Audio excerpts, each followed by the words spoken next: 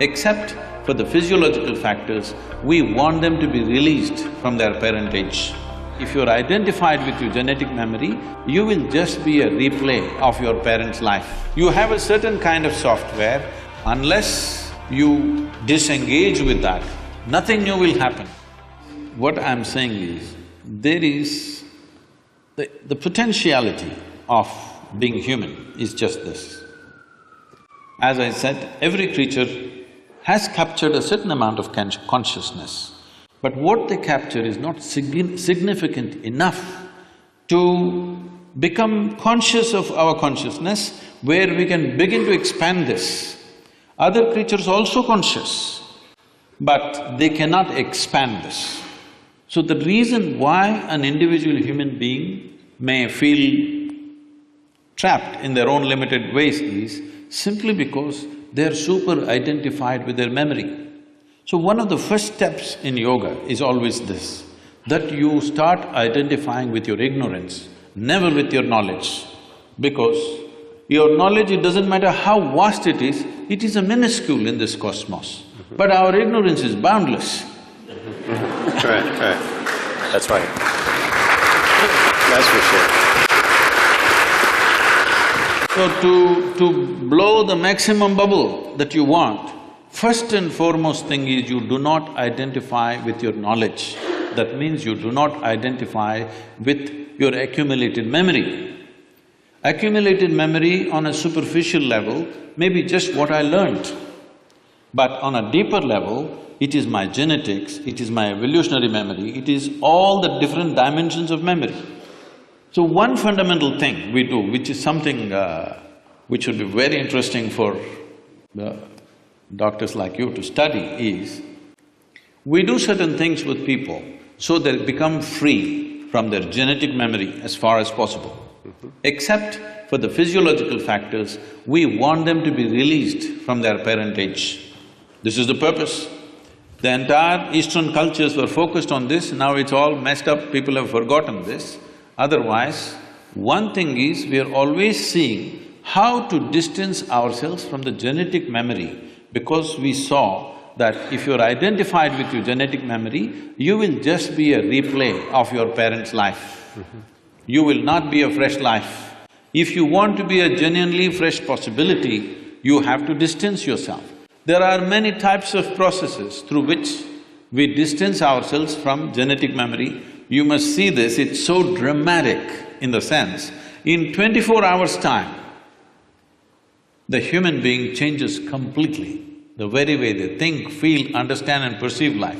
With some of them, even their facial features will change. Suddenly they look different within 24 hours' time.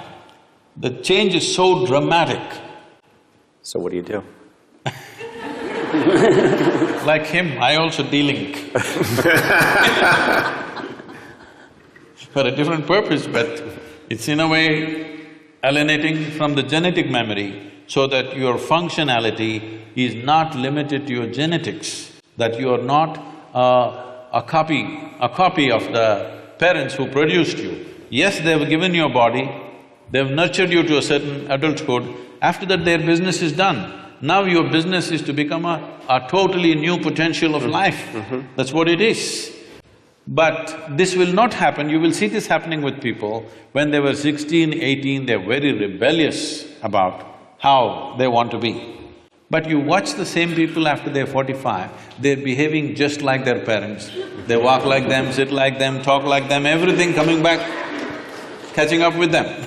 Because the genetic memory overpowers the initial desire and exuberance of youth. Once it begins to recede, you will see you start behaving just like your parents, because the genetic memory overpowers you.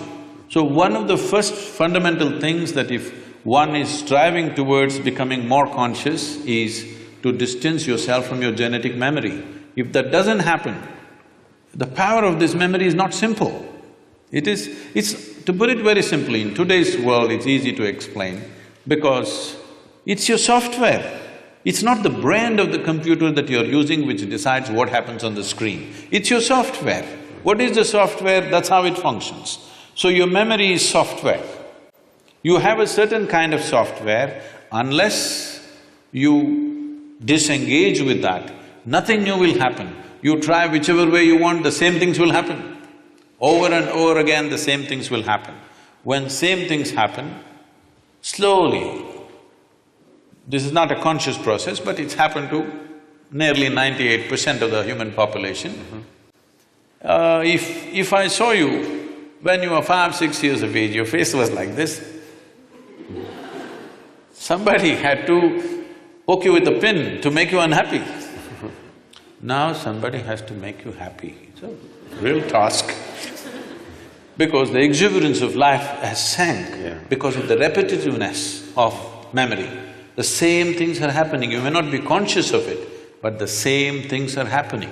When same things are happening within you, slowly you lose all your exuberance. Only if something new is happening. Now people think something new means they must fall in love, they must take up a new job. That's not it. Something new needs to happen within you, in the very mechanics of who you are. If something new is happening all the time, you will be exuberant. Otherwise, without knowing why, slowly your face has become grave.